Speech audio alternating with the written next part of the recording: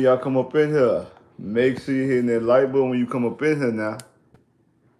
Make sure you're hitting it. I had to break out the old one. I had to break out the old type of jersey, you know what I'm saying? Just to show y'all, you know what I'm saying? Just see, man. Hey, because I already seen it up in here. Make sure you're hitting that like button when you're up in here, though. I already seen the comments talking about it. Hey, we might have the best receiver and the best DB in the league, man. Hold on, man. Make sure you're hitting that like button when y'all come up in here. Make sure you're hitting the like button when y'all come up in here now. Make sure y'all hitting it now. I had to bring back the Stingley. Had to throw out the Stingley for her. You know what I'm saying? Stingley is him. That's why you get drafted 3rd overall, right there. And I'm a huge Sauce fan. I ain't never seen Sauce in no game like that. I ain't never seen Sauce in the game like that boy Stingley just did. That boy English went out there and ended the absolute game. Exactly. Man, make sure you hit that like button when y'all come up in here. Make sure you hit the like button when y'all come up in here.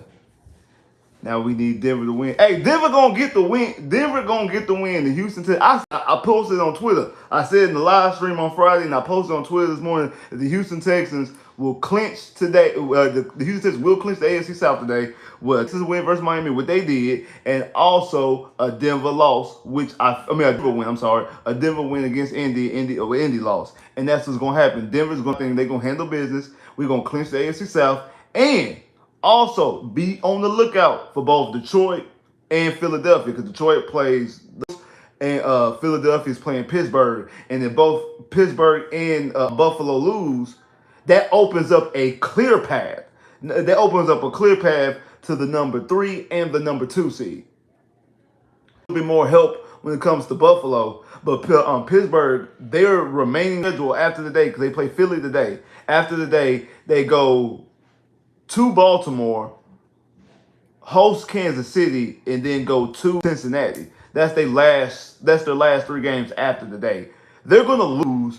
They're gonna lose one of those 3 games. So if they lose at least one of those 3 games, if not 2 of those 3 games. So if they lose today and lose 2 of those 3 games, you have the tiebreaker over them because you have a better conference record. Now, Buffalo is a little bit more iffy because Buffalo faces the Patriots twice and the Jets in their next 3 games.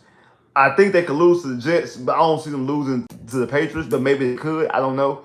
But you do have the tiebreaker over them because you've already beaten them. So you do actually have the tiebreaker over Buffalo. So that opens up a clear again. But you need them to lose today, because I don't think that a path will be open if they both win today. You need both of them to lose today to open up that clear path. And if they both lose today, like I said, that opens up a clear path to the number 2, the number 3, and also the number 2 seed. Pays off huge, because as long as you get that number 3 seed, you avoid Kansas City. You avoid going to Kansas City, rather. You avoid going to Kansas City into the AFC Championship game. And I think that's the path that most Texans, we would prefer to not go to Kansas City until the AFC Championship game. And if you in the number 2 seed, you will host 2 playoff games guaranteed if you win. But let's before we get to talking about the playoffs, let's talk about what happened here today. Texans defeat the Miami Dolphins 20-12, and it was I ain't gonna lie, it was an entertaining game, even though it wasn't a lot of huge fireworks, but it was a very entertaining game. CJ was 18 of 26 for 69.2 completion percentage, only had 131 yards, 2 touchdowns, no interceptions, was sacked 4 times, had a quarterback rating of 106.4. Joe Mixon ran the ball 12 times, only had 23 yards, so his worst rushing days. Just wasn't able to get a good ground game going. But he did catch the ball 5 times, had 33 yards. Nico Collins actually had his worst receiving yardage day of the season, only having 17 yards. 4 catches, 17 yards, but did have 2 touchdowns. And then Tank Dell was targeted twice, had 2 catches for 26 yards. The story of the day when it comes to the Texans is their defense. Both Danielle Hunter a sack and a half. Will Anderson had a sack. Both getting them both over both of them having double-digit sacks in the season. I posted on Twitter that this is the second time in franchise history, first time since 2015 that the Texans had 2 passers with double-digit sacks. Like I say, on the season, Danielle Hunter has 12. 12 sacks season. Will Anderson has 10.5 sacks on the season. The last time that happened was in 2015. J.J. Watt had 17.5 sacks, and Whitney Merciless had 12 sacks. That was the last time that we've had, the only time previously that we had double digits on the same season, on the same team at one time. That was in 2015. So it's the second time in franchise history. Like we've been talking about ad nauseum since the game started, since the video started. Stingley had 2 interceptions today. Kalen Bullock, the rookie, had an interception. Almost had a pick 6. It was close from being a touchdown. It was this close from being a touchdown. But Stingley had 2 interceptions. Like I said, the interception to close out the game. Really, both interceptions to close out the game because the Dolphins could have tied the game. Could have put themselves in position to tie the game when it came to that first interception that he got. And then he got one that absolutely completely sealed the game. So both his interceptions came in exactly when you need them. It came through the close of the game, so they were both was clutch interceptions. Look at the Dolphins. Tua was 29 to 40 for 72.5 completion percentage. Only had 196 yards, 1 touchdown, 3 interceptions, and was sacked 3 times. And I said this going into this game, when you talk last 4 games, the completion percentage, I said he's been throwing, his lowest was 70. He's averaging 75 completion percentage going into this game. In his last 4 games, his lowest total, I think, was 288, and he's also thrown 3 touchdowns in all these games. No turnovers, but he did in one game. The one game that they lost, they were 3-1 that stretch. The one game that they lost, he was sacked 5 times, and that was against Green Bay. Again, he was sacked 3 times in this game. Also was lost a fumble in one of those sacks because Will Anderson's sacks was a strip sack. Even though one of his sacks he didn't get hit, he ran out of bounds. But again, he still got sacked 3 times and had 3 interceptions. Tank only had 41 yards. Tyreek Hill was basically blanketed the game. He went all the way into deep into the 4th quarter without a catch at all. Had 2 catches for 36 yards. John Smith was actually the big play receiver for them today. Talked about him the other day as well, about him making a lot of plays. He had 48 yards and had the 1 touchdown. And also on the drive where Stingley caught the interception, the first interception, he called a big play on 4th down to send their drive. So he was actually making their big plays for them today. But like I said, this game is really how the defense was able to bottle up this offense. This high-octane, explosive offense with all this speed only got 12 points. And they lucky to get those 12 points. Like, they really are lucky to get those 12 points. Caleb Blue had another interception he almost dropped, that he dropped early in the game, too. I mean, you could really say that Tua threw almost 4 interceptions today. He put the ball in harm's way. But a lot of that also got to do with this defense. I said this going into the game. Like, now, the last 2 games we're standing against both Tennessee and now against Tua, we've allowed quarterbacks inside NRG to only throw a completion percentage, the highest 50, now it's Jared Goff. And it took a lot for Jared Goff to get the 50% completion percentage on Sunday night back in mid-November. So it took a lot for him to even get there. And again, the last home game against Tennessee was, I guess you could say, the outlier. But then Tua in this game, which Tua is a guy who gets a lot of completions. He throws a lot, but also they throw a lot of the short stuff. They throw a lot of sideline to sideline. They're not really throwing down the field, even though they got all that speed. They do a lot of sideline, like D'Amico said. They do like a lot of eye candy, a lot of motion and things like that, and throw the football like sideline, and allow their receivers and their players to make plays. They throw tosses and screens and allow them to get field. You see in today's game, you see where A-Chain was able to catch something underneath and get 10, 15 yards on it. And that's really how they were able to get yards. They wasn't able to get stuff downfield, which is not really their game, even though they have a Tyreek Hill and a Waddle. They use their speed differently than how the Texans used to use somebody like Will Fuller speed or somebody like Brandon Cook speed. It wasn't really throwing down. It wasn't really throwing downfield. It was more so sideline to sideline. So that's the reason why his completion percentage be so high. It's a little bit of I don't want to say fool's gold, but some of his completion percentage is a little bit misleading. Unlike CJ, throws a little bit more down, more so than Tua does. But the defense was able to put pressure on them, able to move around a little bit. They was able to get sacks. They was able to cause turnovers. Like I said, you had 4 turnovers on. You caused 4 turnovers on the day. Like I said, you had 3 interceptions, sack for a fumble that was recovered. If I'm not mistaken, I think that's how we got our first touchdown. And also the reason why the Texans, yards wise, wasn't that much, because a lot of the touchdowns was in short field. Like Nico's first touchdown was off of the fumble, if I'm not mistaken. I think it was off of the strip sack fumble. So short field position, short uh, uh, uh, um short field position also allows you not to be able to get a whole bunch of yards as long as you're in. And we were able to cash in. I said it earlier that I thought that Nico was gonna have a good game and have two touchdowns. He did. I did expect him to get a whole bunch of yards. I did expect him and Joe Mixon, because of how bad this defense is on the Dolphins. I did expect them to actually gain more yards. The game may play out that way. And also, some of the play decision and play calling that Bobby Slowik had today's game wasn't good. We were able to withstand it. We were the better team. We were able to win. But Bobby Slowik, I do think that the time is definitely, the clock is running down. I do think that they're going to actually make a change. Obviously not this season, because they would have go and definitely would have made it after the bye week if they were going to make a change in season. So I don't feel like they're going to make a change this season, but I definitely think they're going to make a change in the off season in some type of capacity. I don't know if they're going to go out of the building and hire and bring somebody in, or if they're going to upgrade somebody like a Gerard Johnson and give him a promotion. But I definitely think, because like when you look at when you look at the last drive, like when you look at the last drive coming out of 2-minute warning, coming out of 2-minute warning, and you drop back and you throw. I understand you get the first down, the game is over, but run the football. It's after the 2-minute warning. Run the football, milk the clock, because a lot of bad happen: an incompletion, an interception, a strip sack, you getting sacked and losing yards, which end up happening because CJ got completely just hit. There's nothing to you. You're putting your in a situation where he can get unnecessarily hit, which he did. He got chin checked. He got smacked right in the face. Like, I understand why they didn't just turn the football. I understand that they were shutting down the run today. I get that, but it wasn't really about. In my opinion, it wasn't really about gaining yards. It was about milking the clock as you possibly can. If you could break and get a first down, cool. That's great. Win the game. But I thought milking the clock as much as they got to score a touchdown and get a 2-point conversion. So they have to get into the end zone. It's not just, getting field goal range in the game. It's, they can tie the game or win the game. They have to score a touchdown and get the 2-point conversion, because they kicker missed the extra point earlier when they scored down that they had.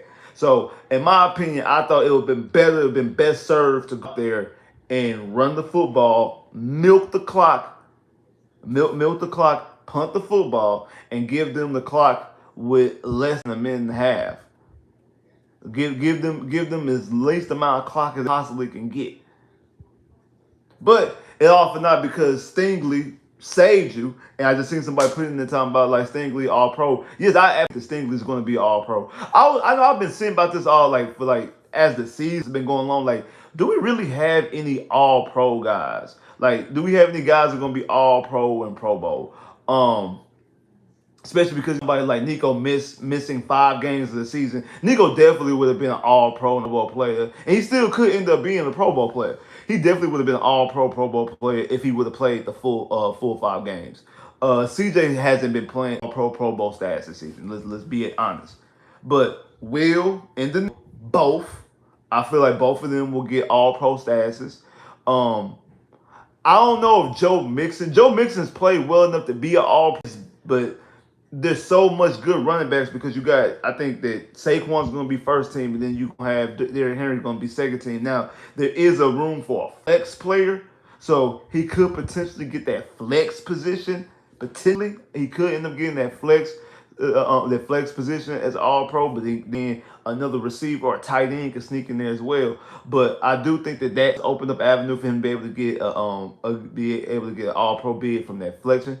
But I do think he'll be able to get a Pro Bowl, because he'll be I think he'll be the second best running back in the AFC behind Derrick Henry. So I definitely think, because since Saquon's in it, same thing with Josh Jacobs in the NFC, and so is Aaron Jones. So I definitely think he'll get a Pro Bowl bid. I mean, all Pro bid. I don't know about a Pro Bowl bid. But Stingley's making the case for being the best cornerback in the league, and he's again, just like last year, December is when he won Defensive Player of the Month. He's starting to come along towards the end of the season. And the biggest thing about Stingley was playing the full season. And Stingley's been coming out here, he's been putting together a lot of great games. also doing stuff in front of national. He played against the Jets on the Thursday night game. He got his first interception of the season on Sunday Night Football against Chicago. Got his second interception Monday Night Football against Dallas. I know it was against Cooper Rush, but again, got the interception. So he got interception last week against get the interception against last week. Was it? Yeah, he got it against Trevor Lawrence. Got the interception against Trevor and get interception against Trevor Lawrence. And then having the 2 interception game today against Miami Dolphins. I don't know exactly what the coverage was as far as watching the game today, but again, having 2 interceptions, and I think that he probably is making the play to beat the defeat. I know we got to see what else happens around in the AFC as far as who wins game. Again, it only goes to the winners, but look and see what other defenders have done in the AFC this week on the defensive side. I think he'll go out there and he could potentially win AFC defense this week. And I think that he's making a strong case, an absolute strong case to being defensive player of the week, obviously, but also being a Pro Bowl. I think he's making a strong case to be the best cornerback in the league, honestly. I think he's making a strong case of being the best cornerback in the league. And again, this is the reason why you draft him 3rd overall. Again, I was a Scott. I like Sauce, but I said it before the draft. I actually said before the draft the Texans were going to draft Stingley. But I predicted my mock draft like the day before the draft or 2 days before the draft I actually had the Texans taking Derek Stingley because I thought that he was a Sauce guy. When I looked at Stingley, I'm like, Stingley is what Stingley is what Nick Casario wants, and he looks and he sees that star power, that able to exactly what he's doing right now, shutting down Tyreek Hill. He completely shut down Tyreek Hill. I know Tyreek Hill had 2 catches on 36 yards. I don't know if any of those were really on Derek Stingley. Now I know the touchdown to John Smith was on Stingley, but it was coming back. But and both of Stingley's interceptions came on Tyreek Hill. Both his interceptions, and then this last one, when he just takes the football out of Tyreek Hill's hand. Like Tyreek Hill is catching a huge play, a huge chunk them further downfield to kickstart their drive to potentially score games tying score. They're able to take this game into overtime. He's potentially kicking off this drive, and if he catches that football, that kicks off this drive, that starts the drive, puts the drive in an absolute better position, absolutely tremendous position. And what does Derek Stingley do? He takes the football away from him and ends the game. He ends the game. He says, no, we're not even about to play with this right now. We're about to end this football. The game ends here right now. He ends the game. Completely ends the game right here, right now, catching the interception, win the football game. That's exactly what happened. That's exactly who a lot of people come into the season said was the best receiver in the league. I had Jettas as the best receiver in the league. Now I have Nico Collins. I don't care what Jamar Chase is doing. I don't care what Jettas is doing. If Nico doesn't miss 5 games, I'm thinking more people are talking about Nico Collins, the best receiver in the league, if he doesn't miss those 5 games. Nico came into this game leading all receivers in yardage on a per game basis, with over 100 yards a game. Now, huge hit today by only getting 17 yards. That's fine. If he doesn't miss, and really 5.5 games, 5 3/4, because the game that he left, he only played the first quarter in. So I believe that he plays the rest of that game against Buffalo and plays all 5 of those games that he misses. He's regarded by a lot of people's standards, I think, as the best receiver in the league as of right now today. So I still hold that when it comes to Nico Collins right now. But coming into the season, a lot of people thought that Tyreek Hill was the best receiver into this league. And Tyreek Hill has had a huge nosedive. I know a lot of that got to do with Tua not playing, but he's had a huge, massive nosedive of the season. But Tua played today. And Derek Stingley completely shut down Tyreek Hill today. Tyreek Hill can do anything. And when they needed Tyreek Hill the most, when they went to Tyreek Hill to actually try to tie the game, end the game, win the game, Derek Stingley slammed the door shut twice. He slammed the door on them twice with 2 interceptions. Ended the game. Well, one completely ended the game. He put the game, this ain't going to be easy, bro. And then the last one completely ended the game, shut down the game, whatever you call it. So I think that he's definitely making the case to be, and that's the reason why you draft him 3rd overall. And I think that's what Nick Casario looked at. Sauce gets a lot of pass deflections. He gets a lot of pass deflections. He's very handy. Sometimes he's a little bit too handsy, gets some pass interference calls, but that's Sauce's job. Sauce is not out there really getting a whole bunch of interceptions. Sauce is never going to be the top echelon of quarterbacks getting interceptions. He's never going to be that. Sauce Gardner's never going to be there. And I like Sauce a lot, but it's just not his game. His game is not going out there getting a whole bunch of interceptions. Just not his game. Saying Stingley is shutting down a number one corner, taking the football away and plays with it. Now we still waiting on that pick six. We still waiting on that. I think the NRG, because when it happens, it's going to happen in NRG. NRG going to explode. It might happen in the playoffs. We might see it in the playoff game. That might be when we see it the whole time. That might be when that might be when we see it. But that's what we really waiting on. We really waiting on that pick six. That's really what we waiting on. But but like I said, that's why you draft him third overall, and that's what Nick Casario seen in him. That's what a lot of people, a lot of fans seen in him. And again, it was really just first two seasons just missing time. Really, just the first season.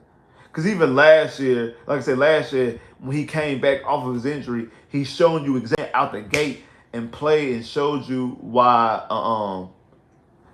He showed you right there why he was drafted that number third overall in the draft and why he was defensive player of the month last year, the end of the season in the month of December. He showed you that he was a shutdown corner. I don't care what nobody says, but I feel like he's put himself in position to be the best cornerback in the league. I can't wait till we play KC. That's Saturday. We go to KC on Saturday, and we've been talking about this tough stretch of games. We are here. The first one we just got checked off the list. We got the first one, which I guess of the three, I guess this was the easiest of the three.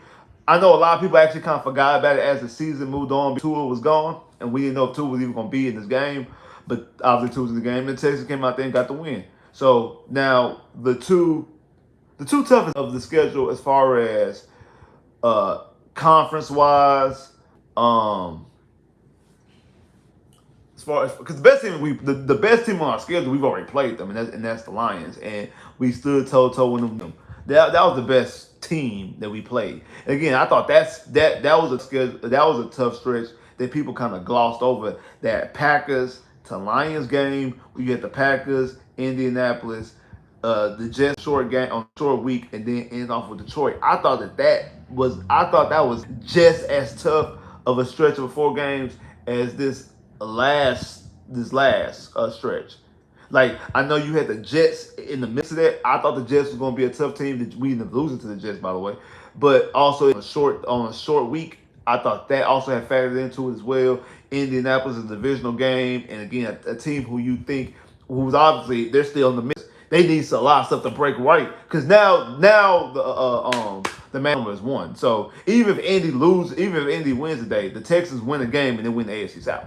So the magic number is now 1. Like that, the Texans have taken care of 1 numbers. Now the magic number is only 1 left to win the division. And I feel like in the division of the day, I feel like the division is gonna be clinched, break out, even though they ain't gonna be able to break out the hats. They ain't like they would win and then break out the hats because their game is over. It wasn't like they were playing at the same time. I really wish the Denver and the Indy game was playing right now. I mean, not right now. It was playing as we were playing. So right after we won, we could have watched the end of the game, and then we could have got the celebration in the lock team versus they gonna be at home. They gonna probably pull up to their house and find out that the Denver won game and we're AFC South champions and we're back to back. We're going back to the playoffs, hosting the playoff game. It's clinched. So because like last year,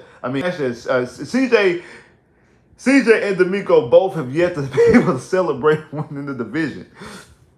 I mean, luckily last year they got a chance to celebrate getting into the playoffs, but as far as actually celebrate winning the division, they have yet to do it. And have been given the opportunity to do it after a game, and by the time they get a chance to do it, I feel like it's gonna be like they don't even care about it no more. We're on the bigger and better things, which is good. You would love to. That's really the position you want to be in. You want to be in a position that winning the division don't even excite us. We've done it so many times. It's not that big of a deal. Like we don't win the division. We know we're the AFC South champions. We knew that before the season started. So it's not even that type of celebratory. Indy up 7-0. I mean, it's cool. I mean, we're just in the first quarter. I mean, that's fine. That's fine. They up 7-0. I'm not worried about that. I think Denver still wins the game. And even if Denver doesn't win the game, this is the thing. I actually think the Texans are going to win out. Honestly, at the very least, they're going to go. At the very least, they'll may lose one. I know I had them losing to Kansas City before the season started, so that's the on Saturday. That I'm like, okay, they could potentially lose. They're going to beat Baltimore on Christmas Day, and they're going to beat Tennessee at the end of the season. They're gonna win those games. They're absolutely gonna win those games. But I actually think, because especially with the Aziz Shair situation, I think that they're gonna go out there and they're gonna win all these games. They're gonna go out there and they're gonna win these last 4 games. And we did us a solid by starting off by winning the first one. Speaking of Aziz being cursed, made his return. And I think Chris Harris actually played pretty well for his first game back, even though he does look a little smaller than he did last year, which to be expected. That he wouldn't be exactly where he was a year ago. He had a full season of playing football and conditioning and doing all the stuff they were doing. Him coming off the injury and stuff like that. But I think for him being his first game back, going up against all the speed against Miami, I think he played well. I think he played pretty well. We'll see exactly how he's gonna do on the short week. Now he got 2 games on the short week. Kansas City on Saturday, backdoor. You're gonna have Baltimore on Wednesday. So that we want to see exactly how that transpired. Those 2 short, those off of a short week, builds up 3-0. Dang, Detroit, what y'all doing? Even though I actually picked Buffalo to beat them, because like Detroit's not gonna go 16-1. They're not gonna go 16-1. So they're going to lose a game. I just wanted them.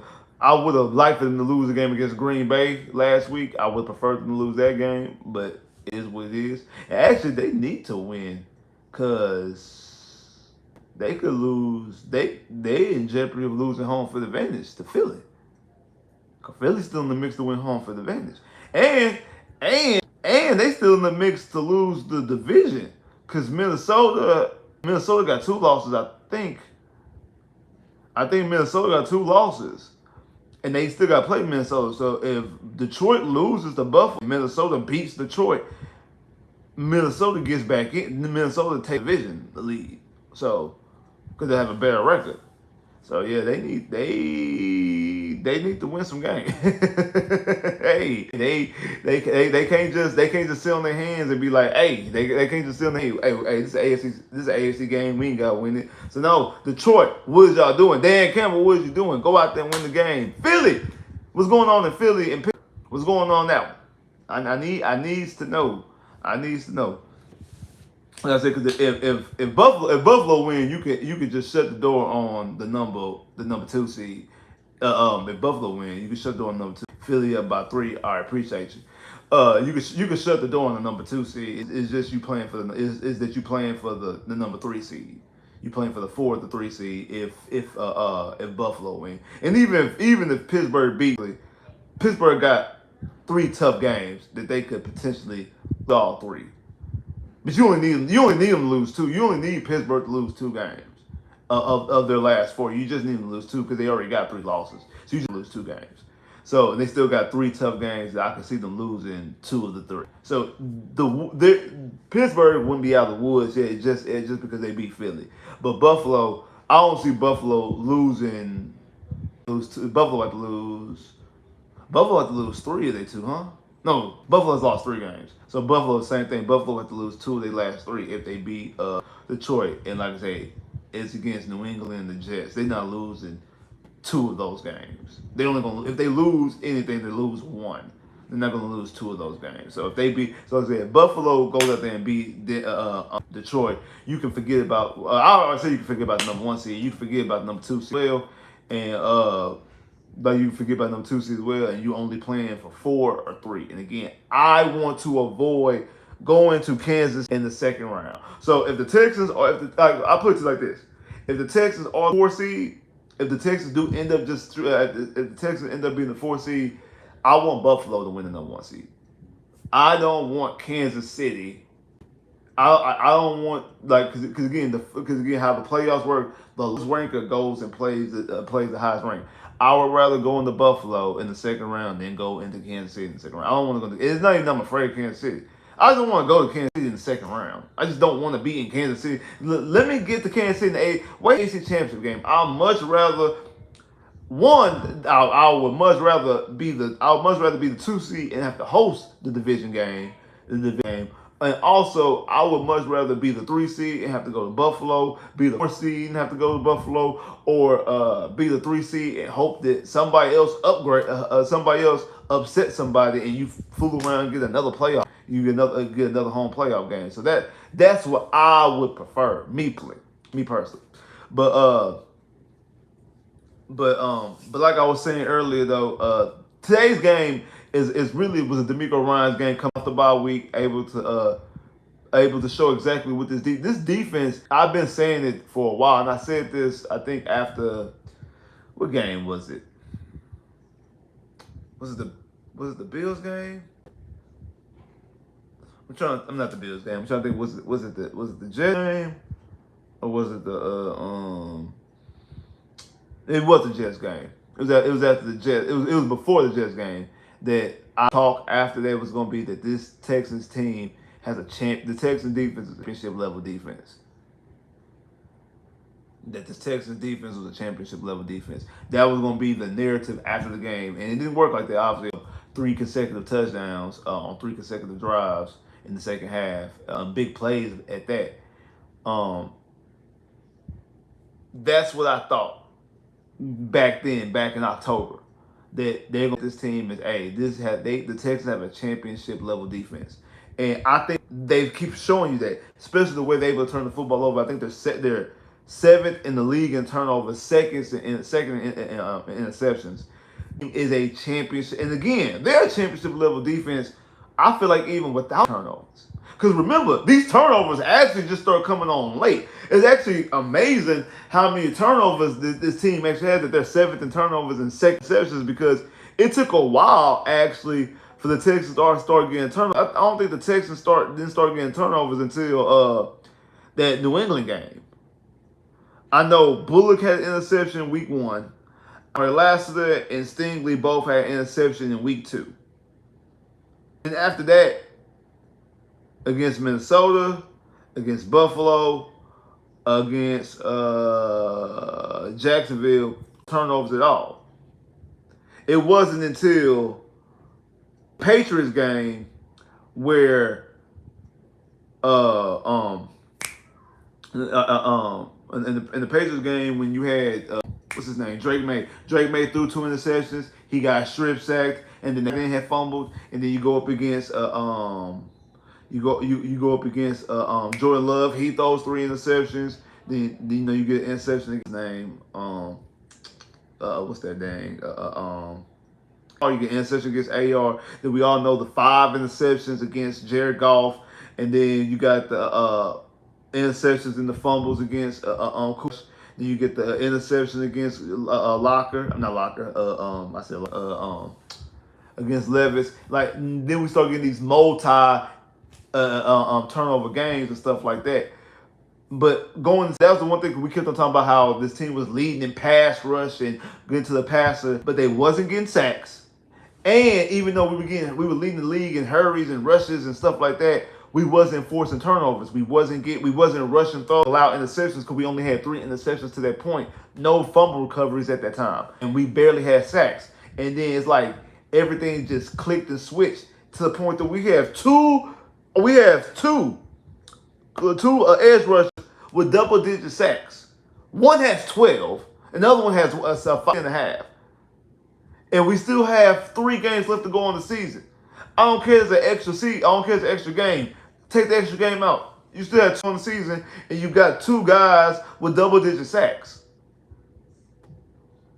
You got your 7th in turnovers, your 2nd in interceptions.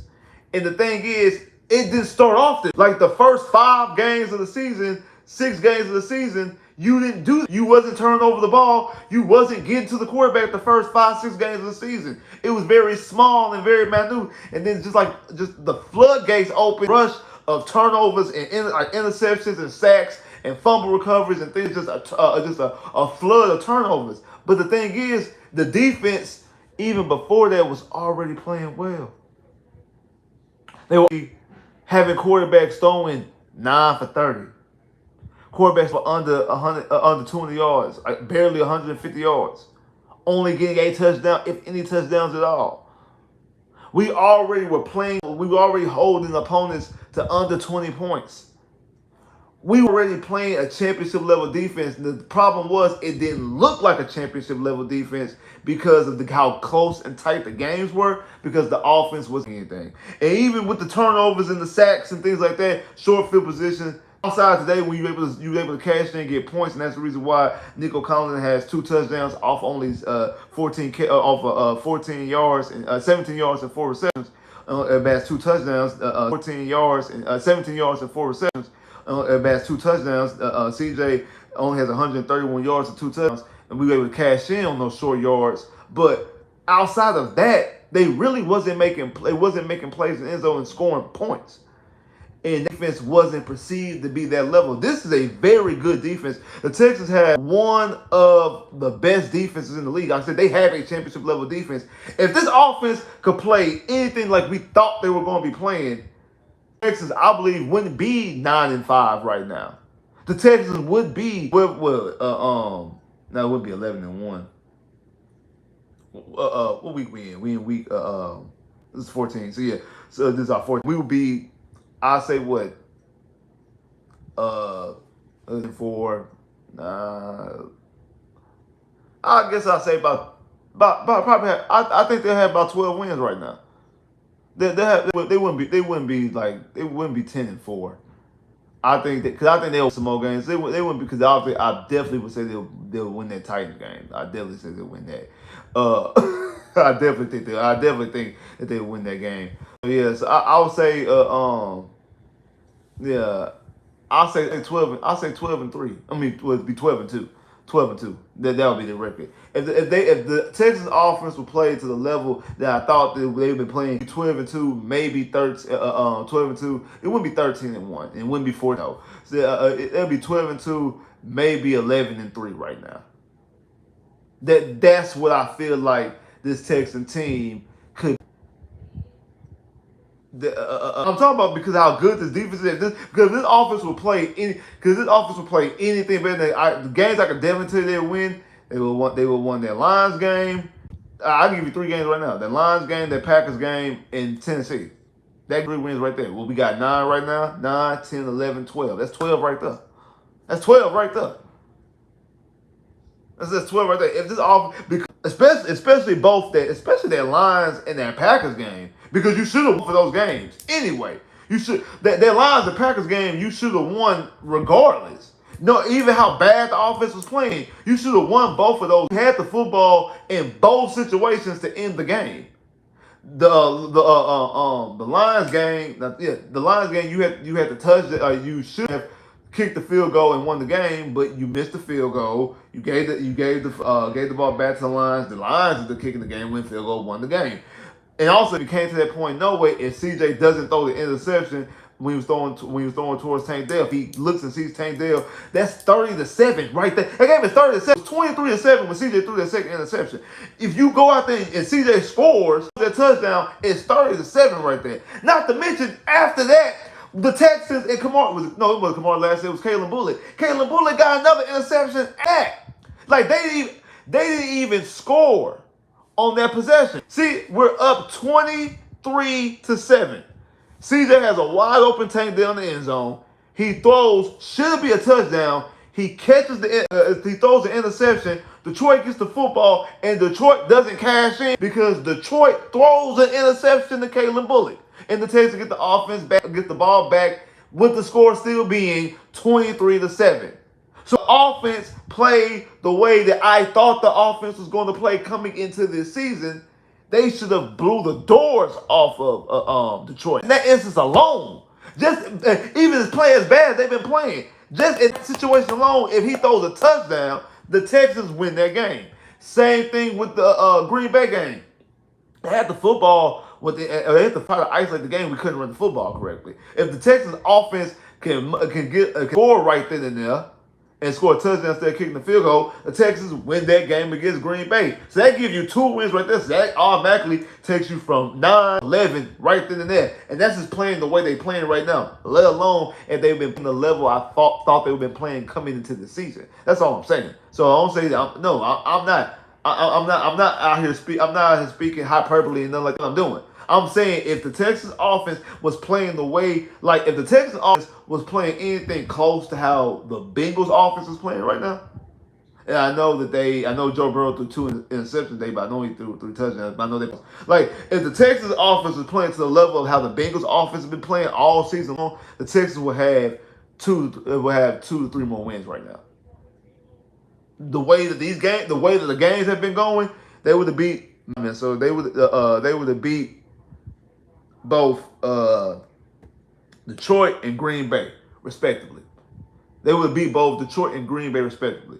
Now, they probably still, because, again, the defense led up 3 touchdowns again, and then also they led up some big plays against Tennessee. So those 2 games probably still, those 2 games, even if the offense was playing better, you probably still lose those games the way. But Kyrie did miss a field goal that would have tied the game.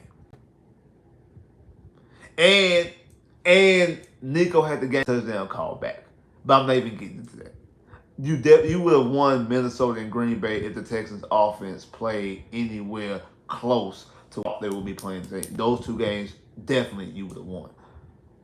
Definitely. Especially if the games are being played the way that they were played in those instances, the Texas offense that I thought was coming to the season, both of those to wins. Carry both of those games to wins. They just do. But speaking of that, even though how the offense is playing, and I'm actually glad, because if you listen to because I know Trent Green was calling quarterback, used to be quarterback for the Kansas City Chiefs back in the day. Listen to especially quarterbacks talk about C.J. Stroud. They marvel at everything C.J. Stroud does.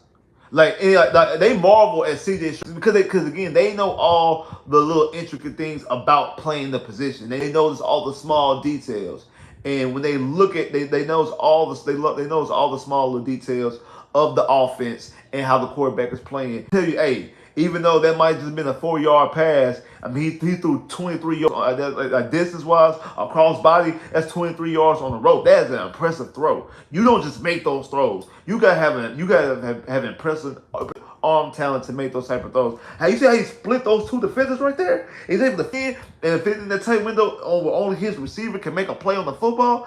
That is high-level quarterbacking right there. You see how he's scrambling and get out of the pocket, football away, not taking a stupid sack, not putting the football in harm's way, just getting rid of the football, making sure nobody can catch it. That is high-level quarterback right now. And he marvels. Now, he's not the only one. Other quarterbacks and other offensive people, period, but specifically other quarterbacks marvel when they're calling CJ's games.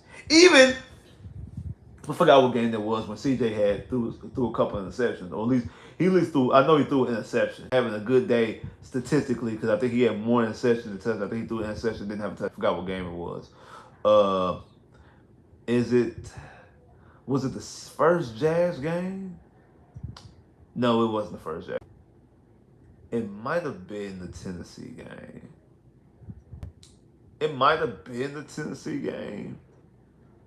Or it might have been the second Indianapolis game.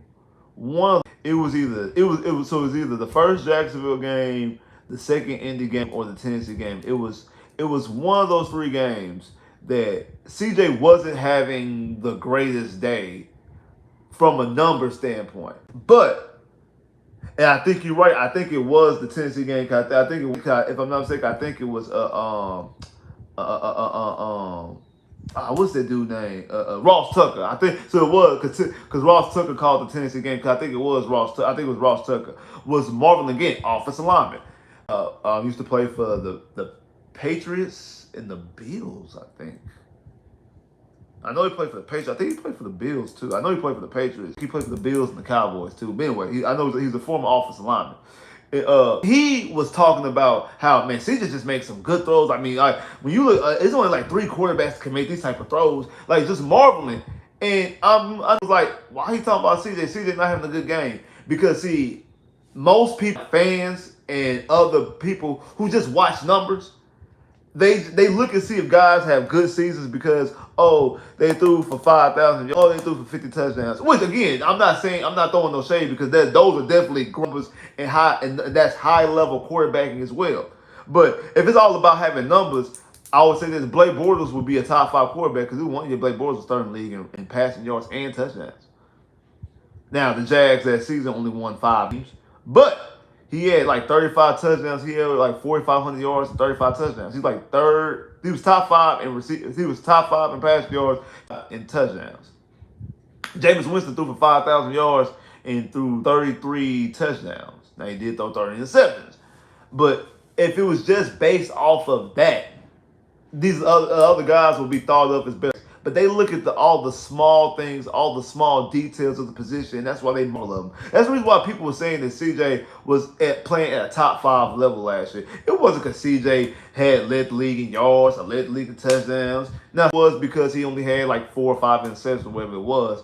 But it was because of the type of plays that he was making, the throws he was making, throws that rookie guys don't make. He was making plays and decisions that rookie quarterbacks don't make, stuff that guys don't make until they're in their 5th, 6th, 7th year when they're actually really in the MVP race. Because really, we shouldn't be throwing guys in the MVP race their first 3 years of the season. Like, everybody's not Patrick Mahomes and Lamar Jackson that won the MVP their second year in the league, or Joe Burrow get into the Super Bowl his second year in the league. Like, even though Dan Marino did too. Dan Marino and won the MVP and got to a Super Bowl in the second year in the league. Russell Wilson won the Super Bowl in the second year in the league, but that was based off the defense. Same thing with Tom Brady. He won the Super Bowl his second year in the league as well, again based off of the defense. But a lot of guys are not a lot of these guys don't do stuff in they year 1, 2, and 3 of the league. Like I said, Lamar Jackson, Joe Burrow, and Patrick Mahomes winning these or going to the Super Bowl in their second year in the league. Also throwing in Dan Marino in that mix as well. That normally doesn't happen. It took Troy Aikman a couple years. It took the Dallas to build the team around him for him to get. It took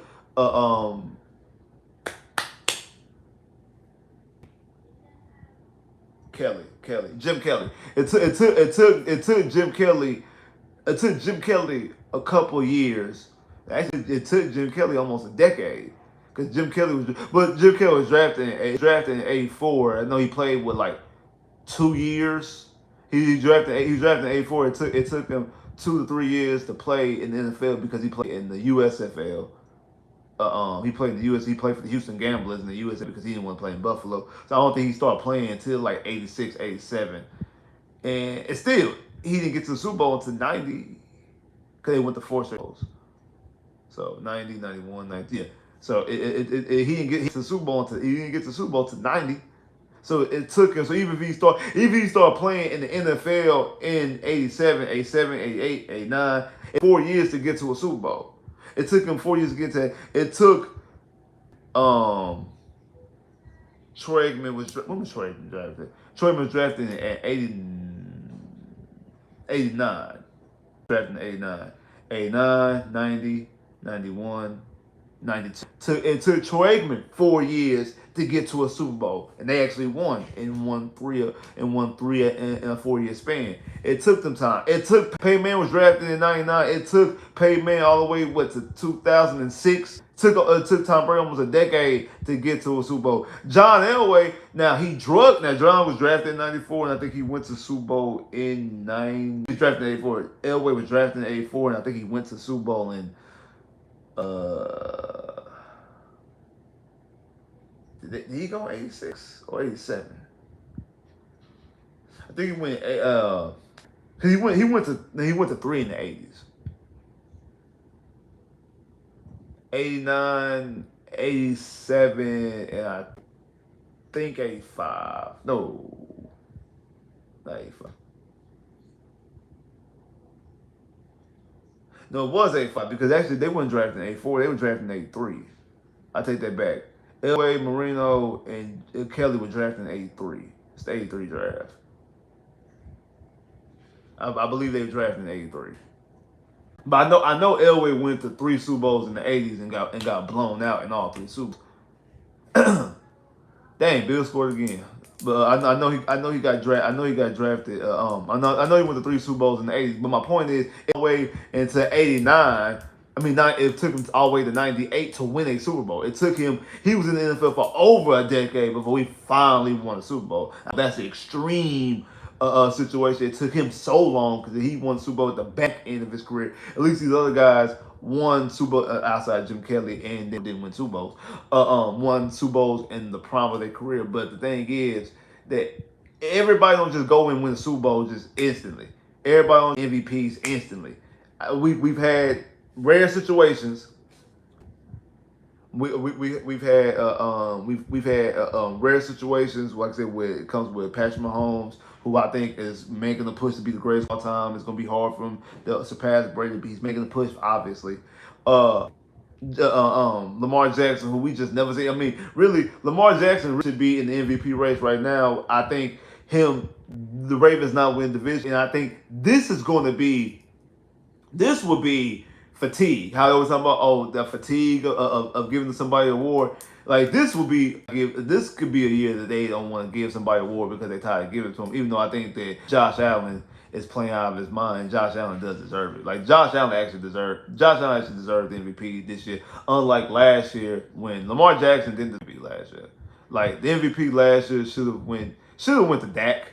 Honestly, like I think Dak was second in the MVP race, but they didn't want to give. I think Dak deserved it more than Lamar Jackson did. Like honestly, I do. But then you can make a case. I mean, you can make a case for Tyreek Hill should have won it over Lamar. Lamar Jackson didn't really deserve it last year. Like they I think he kind of like just got it by default. Like and they also had the best record in the AFC. But it is what it is. Bill scored. I know y'all said Bill scored. Did they score again? Like I just seen Bill score. Did they score again? Like. Oh, Broncos. Okay, cool. Okay, Broncos score. All right, cool. Yeah.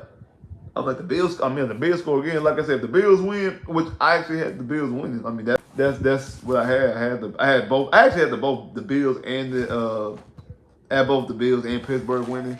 I'm more focused on Pittsburgh win. If the Bills win, I'm not. I mean, like I said, it just seals that you're not going to get the number 2 seed, which is fine. I mean, I would prefer the number 1 seed, but definitely prefer the number seed over the number 4 seed. But the most important thing to me is that the Broncos beat Indy in the division's clinch. So I ain't got to hear all this. Y'all gonna lose the division. Y'all gonna lose the division to a team y'all swept like this. Like Tennessee fans that were like more happy and excited, like to play spoiler than to actually have their own success is weird to me. Like I seen it last year. I seen it last, like a lot of Tennessee fans. It was the last game of the season. They ended up the season with a win. Okay, that was their way to feel good. So I gave them a pass on that. Plus, it also benefited us. They was laughing at Jacksonville, but what's all that? I guess y'all not going to the playoffs. All that. All right, cool. But for y'all to do that midway through the season, like you still had at this point had you still have 6 games left to go into the season. And you're spoiled already. You got 6 games left to go in the season. I think it was 5. You had 5 games left in the season, and you're happy to play spoiler with 5 games left to go in the season. To me, that shows me that you have a losing mentality. You're more worried about playing spoiler with 5 games left in the season than to actually be competitive and play in the playoffs your damn self. That's weird to me. It's weird to me. This is. That's absolutely weird to me. Just absolutely weird to me. That shows a losing mentality. Your owner crying, and y'all give her a game ball, she hooping, hollering, crying. Oh, y'all decide to wear light blue pants. Because hey, we're gonna show y'all this is our color. This is our color. So we're gonna wear some light blue pants. Man, don't nobody care. Nobody care all that color. I mean, don't get me wrong. Blue, my favorite color. I love every shade of blue. My favorite shade is actually royal blue. Like, that's my favorite shade. You know what I'm saying? Like that's my favorite shade of blue is royal blue. You know what I'm saying? Like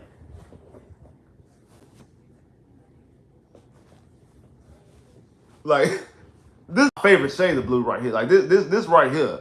This right here is my favorite shade of blue. You know what I'm saying? But this is clean too. I'm not gonna sit up and act like this ain't fire. Especially when you match it with the dark deep steel blue Texans have. Like, I'm not gonna sit up here and act like it's.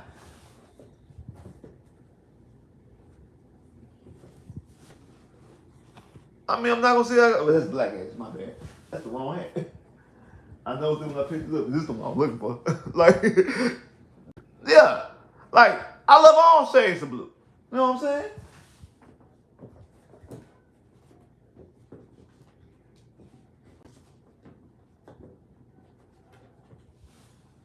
I love all shades of blue. But I'm not gonna sit up here and hoop and holler and cry over this shade though. I'm not. It's clean. It's but again, this is my favorite shade. Or this one. These are my favorite shades right here. Look, that's it. I didn't realize that's it. But I'm not gonna sit up here and holler and cry over it. But y'all is. Like y'all only gonna sit up here and holler and cry over the shades of blue. Like over and holler and cry over it. And it don't even look all that clean on y'all. See, when you match it up against the deep steel blue and the red of the blue of the Houston Texans, it looks good. When you throw it in, especially with this, see, this now again, this is my favorite Texan logo right here. I like the deep steel blue Toro with the H-Town blue, and this is my favorite logo. I like this better than how we wear our regular logo. I like it better than our regular logo. I even better than that H, even though the H is clean. But how they have that deep steel blue Toro with trimmed H-Town blue, that's my favorite logo. That's my favorite Texas logo. When I get my stuff situated, my man cave stuff situated, that's the logo that's gonna be on the wall. It ain't gonna be the H. It ain't gonna be the regular red and blue Toro. No, it's gonna be that one. It's gonna be the H-Town blue Toro. That's the one it's gonna be. But I just find it weird that y'all keep hollering and crying over this damn color. And you own it that was y'all Super Bowl. It really was. It really was. It really was y'all Super Bowl. And I'm tired of other people. I see it online all the time. So that's why I definitely want to end this conversation and end it by the Texans winning the division and it be done. Take that fear out of it. Okay, this is not the Jacksonville Jaguars of last year when they went down the stretch and lost 5 of their last 6 games. It ain't happened. This is not obviously not the same situation because we won 2 of them. we won the first 2. So really, either reverse of it. Of the last 6, we'll win 5, or we'll go 5-1. Yeah, we'll win 5. Yeah, we'll win 5 of the last 6. So we'll go 5-1 instead of going 1-5 down that stretch. So it's actually the reverse. Uno reverse. It's Uno reverse on y'all. It's the Uno reverse card on y'all. So. It is what it is, but I just find that to be weird and very loserish that they do that. But I was saying though earlier about CJ again, 69%, only 131 yards, but was efficient 9.2%, 2 touchdowns, no interceptions, was sacked 4 times. I know one of the sacks had a quarterback rating of 106. I know one of the sacks, Bobby Slowik on. Like the last sack, I blame Bobby Slowik on because I don't understand why we was in position and begin with. I know one sack he was trying to scramble out and got tripped up. Another sack is that they got fooled on the stunt. Chance to talk about the offensive line. So they moved Tyus Howard from tackle to guard, and they started Blake Fisher. Now Blake Fisher did recover the fumble cause we actually had 3 fumbles. Well, 2 fumbles. One got recovered by us. The other one got picked up by my when it was an early snap by I won't call him Cashman. Who was it? Patterson. Patterson, touchdown Detroit. Thank you, Detroit. Patterson had an early snap. I guess he was too early on snap, and CJ wasn't ready for because CJ still making his calls and his reads, and and they was able to get the football off of that. But the other one, I think was it the first drive again? I think it was the opening drive. Robert Woods catches a pass, and Robert Woods fumbles, and Fisher is able to pick it up. Fisher was able to pick it up and recover the fumble, which is great. The offensive line played better again. We weren't able to get the running game going. That's not surprising to me because, like I've been saying, outside of Joe Mixon himself making a lot out of nothing, we are not a good running team. We don't block it well. We don't coach it well. We don't scheme it well. We don't call it well. And unless it's Joe Mixon, we don't run it well. The best was Dory on the fake punt. That was the best run of the day. Was Dory off the fake punt. Because we don't block it well. We don't coach it well. Scheme it well. We don't call it well. And unless Joe Mixon, we don't run it well. All that equals not a good running game. We good running back, a running back that I believe will be a Pro Bowl running back, a running back that I believe has a chance to be All-Pro from the flex position because he won't be All-Pro from the running back position because of both Saquon and Derrick Henry. But we have a good running back, not a good running game. Simple. Just like with Andre Johnson, just like with a lot of times with D-Hop. We had good receivers, but not a good passing game. We had receivers leading the league in passing yards. We didn't have a good passing game. Well, once we had Matt Shy was pretty consistent being top in the league in passing, but under David Carr, you didn't have a good passing game, and until you got Deshaun Watson, you didn't have a good passing game with Hopkins. So you had good passing, you had good receivers, but not a good passing game. You have a good running back, but not a good running game. Things can be different. Like those two things are not together. So that's my whole thing. And again, potentially, I know some people talking about, I seen some of my drafts, even though I'm gonna fall that far to get to us. I would love to add another running back to this room because we would need somebody else outside Joe Mixon. Because why did Joe Mixon got this season on the same hip dry tackle that's supposed to be illegal, but we can't get no flag because it's illegal, but it's not a flag. It's just they just get fined for it. What good does that do? What does that do? They don't do no good. They get fined for it. Why don't you do that for unnecessary roughnesses and helmet hits then? Like, no, don't put no flag out there. Just fine.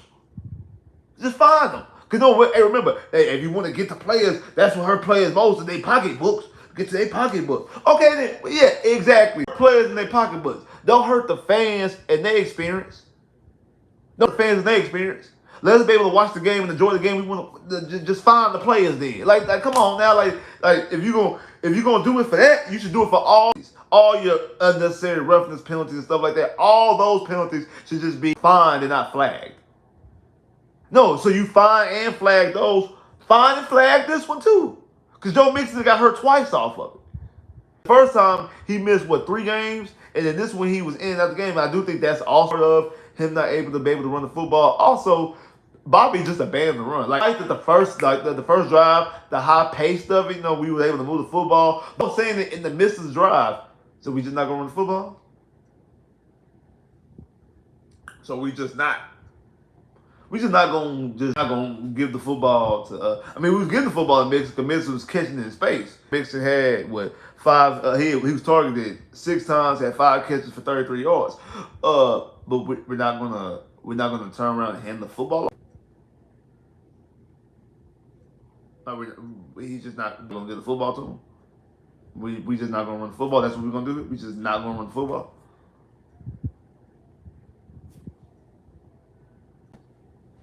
But hey,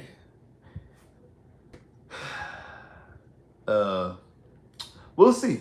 We'll see. Appreciate everybody that came through here, man. Definitely appreciate all that. If you like button already, make sure you hit that like button right now. If you ain't hit the like button already right now, make sure I'm gonna give you some time. So if you ain't hit the like button, make sure you hit the like button. I'm gonna give you some time right now.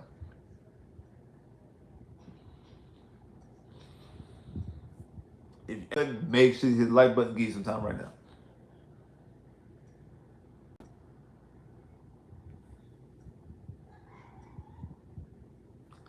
Man, definitely appreciate everybody came through. So the Houston have defeated the Miami Dolphins 20-12. Now taking your magic number to 1. So again, all we need is Denver to beat Indianapolis, and that's done. The AFC South is clinched. If not, I have to clinch it on Saturday on our own or next week. I forgot who plays next week. I think one of the games, I think they play Tennessee in Jacksonville in the next couple of weeks, if I'm not mistaken. Well, I know they will have to play Jacksonville off because we played Tennessee in the season off. So they had to play Jacksonville in the season off. I think they played Tennessee too. But I don't know what's the score. I know last time I think somebody said the score was 10-7. What's the score between Indy and Denver right now? And what's the quarter?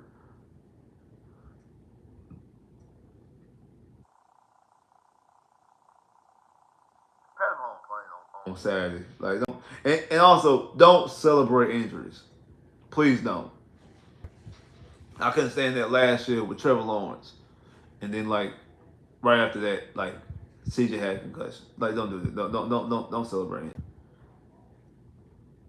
Mahomes is going to play. They're not going to not. Like, these are the two most marketed. This is actually what the NFL has been waiting on. Is this? They're waiting for this next couple. They're waiting for this right here. They're waiting for the next week. Still 10-7 second quarter. All right, bet. Appreciate you. This is what the NFL has been waiting all year long. The NFL has been waiting all year long for this Saturday game. These 2 Saturday games with the Texans, Ravens, and Steelers. Texans, Ravens, Chiefs, Steelers, and then those same 4 teams on Christmas Day on Netflix. One Netflix thrown they had in the ring of getting NFL football. Well, getting live sports. I think they're supposed to be getting. If I'm not mistaken, I think Netflix is supposed to be getting like wrestling. I think they're supposed to be getting WWE. I think they're supposed to be getting WWE Raw and SmackDown for the wrestling people out there. I think they're supposed to be getting Raw and SmackDown in January. And if I'm not mistaken, I think they're supposed to be getting NBA next season. Kinda, I think because that was like the whole thing with the whole inside the NBA, like with like Shaq and all them. Like I think that could have potentially ended up going to Netflix. And then I think they stayed with TNT, but I think like they're supposed to be getting some NBA games. I don't know if it's the playoffs, if it's the regular season, if it's like. But Netflix is supposed to be getting some NBA as well. Like Netflix is trying to throw their hat in the ring because they seen what's going on with Peacock. They seen what's going on with Amazon. They not trying to actually have. They throwing their hat in the ring when it comes to live sports. So this is the block that the NFL has been waiting on, and trust me, that's part of their sale. Is Patrick Mahomes. I mean, their sale was this was their sale. Patrick Mahomes, Lamar Jackson, I do believe C.J. Stroud, and then Pittsburgh being that legacy franchise. Pittsburgh being that late now. They didn't think that Pittsburgh was going to be damn good this season. Because Pittsburgh is in the mix themselves. Pittsburgh's in the mix themselves for home field advantage. Like, they only have 3 losses. Pittsburgh wins out, which I don't think they're going to do. If Pittsburgh wins out, one, they will play against Kansas City. And they will give Kansas City, that means they would just be a game behind Kansas City. And they would just need Kansas City to do another stumble somewhere down the line. And that is us or against Denver. Again, they last two games, Kansas City got to go on the road. You got to go to Pittsburgh and to Denver. Like the Saturday is his last home game of the season, of the regular season. They got to go to Pittsburgh and to the end off the season. So if they get a stumble and stuff, they toe somewhere around there, and Buffalo stumbles and stuff, they toe as well, possibly the day against Detroit or whatever. And Pittsburgh will have home for the advance. So Pittsburgh is actually, so they lucked out and had Pittsburgh be a good team this season. They got the court in Patrick Mahomes, Lamar Jackson, as far as MVP, like the veteran MVPs, Super Bowl, best quarterback in the league in Patrick Mahomes. He got star power. Lamar Jackson, he got star power when it just come off MVP, and then you got the murder in CJ. So you got the two of the top dogs of the NFL, with the Chiefs and the Ravens having Patrick Mahomes and Lamar Jackson. You have a up and budding coming up star in C.J. Stroud and the Houston Texans, and then you have a legacy team with Pittsburgh, because they didn't know what they're gonna get out of Russell Wilson. I know he's a former champion, but they don't know if they're gonna get out of Russell Wilson. They don't even know if it's gonna be Russell Wilson or Justin Fields. That's just a legacy team. That will be next year. That role will be played, I'm pretty sure, by Cowboys or your Green Bay Packers or your 49ers, something like that. I could see one of those teams playing this role. And again, NFL wants this to hit off well so they can do this again next year. They can take over the NBA and not just having the Christmas Day games only on NBA TV. The only time they really play Christmas games for the Super Bowl, Christmas games in the NFL is when Christmas falls on a Sunday. That's the only time they do it, is when Christmas falls on Sunday. All right, previously they only played Christmas games at the NFL if the Super Bowl, if Christmas falls on a Sunday or on a Monday, they'll play either two games. That's it. Now it's on a Wednesday. They want to play an actual Christmas Day game. They want to play actual Christmas Day game. I know someone told me or asked me, do I think that we could be one of those teams that get like Dallas and the Lions, like how they have a holiday game, how they have Thanksgiving, that the Texans could be that type of team to get a Christmas game. And I'm like, no, the NFL wants that. I think when that was done, Dallas and the Lions, that was done back in the 50s and the 60s, whenever it was, when they did that, before the NFL, popular sport to that degree. And it was just like something that they done. I don't think in today's age they want to hog tie themselves to one specific or two specific teams those days. Only these teams, because that means the Texans, because it'll be the two home teams, and it'll be Texans and Pittsburgh. The Texans and the Steelers always host Christmas. I don't think the NFL, and it has nothing to do with Pittsburgh or the Texans. It's just I don't think the NFL wants to do that, because I think right now they're in the market and the mindset they want the best teams to play, the most profitable, marketable teams to play at all times. They don't want a situation where, like for years, the Detroit have been one of the worst teams in football for the last 20 years. Up until recently, this is the first time consistently, like in back-to-back. And actually the last 3 years, because even the year before when they did the playoffs, they only missed the playoffs on the last game of the season. Like, they for the last 3 years, they've been a consistently good team. I know even when they had and what's his name? Rams. Matt Stafford. They wasn't consistently good. They had a good season here. They might have a bad season here and another good season. He only went to the playoffs 3 years in Detroit. Like Matt Stafford only went to the playoffs 3 years in Detroit. Megatron only went to the playoffs twice in Detroit. They wasn't a consistently good team. They were bad here, good there. So consistently for the last, and then even in the 90s when they had Barry Sanders, they wasn't consistently good. They had good seasons here and there. I know one year they went to the NFC Championship game, I think in '92, but they wasn't consistent. That's one of the reasons why Barry Sanders retired. He was tired of losing and tired of getting beat up on. So I don't think they want to put themselves that, hey, we got a bad team that's just bad. We got a bad team out here constantly losing on national TV all the time. Like, I don't think they want that situation to constantly keep happening. So I don't, and you, because every team, every franchise go through ups and flows. We've seen the Patriots be dominant. We've seen the Patriots dominant for 20 years, and we've seen them right now. They're going through a valley. So we see ups and flows of all franchises. I mean, you don't want that. You don't want that to go around. The Dallas has been mediocre. Was mediocre for a long time too. But it's the Dallas Cowboys, and people are going to watch because they didn't want to hate on the Dallas Cowboys, want to root for the Dallas Cowboys. So they don't want a situation like that. So they prefer to have a competitive team. So I don't think they'll hog tie any team to, hey, you have this special. So that's not going to be the situation. But I think that what they're going to put all good. They're going to try to put what they perceive as good teams and good matchups on those games. But like I said, this is the situation where the NFL has definitely been waiting for. These next games is what the NFL has been waiting on to see exactly how this turned out. And I think it's gonna be exciting. Honestly, I ain't gonna lie to you. I think it's gonna be exciting. It's gonna be fun to watch Saturday, and it's gonna be fun to watch on Christmas Day. To watch the Houston Texans play on Christmas Day, I think it's gonna be great. Be right here on Friday. I'm gonna do a previewing the Houston Texans versus Kansas City Chiefs. I'm gonna do a preview live stream before that game, and then immediately after the game on Saturday, right here, we're gonna talk about it. Might even talk a little college playoffs as well, because I need to talk about that, because before I actually do need to talk about the college playoffs. I'm not gonna do it right now, but I do need to talk about the college playoffs before the college playoffs actually begins, because I got a lot to say about. That's what I'm gonna talk about. A lot to say about, because a lot of people actually got on my nerves in the past week about the college football playoffs. So I want to talk about that. So I'll try to do that sometime this week. Might do it tomorrow. But like I said, make sure you be here on Friday and check out the preview game before the game. Then after the game on Saturday, we're gonna break down the game immediately after the game on Saturday, and we're gonna do a preview before Christmas.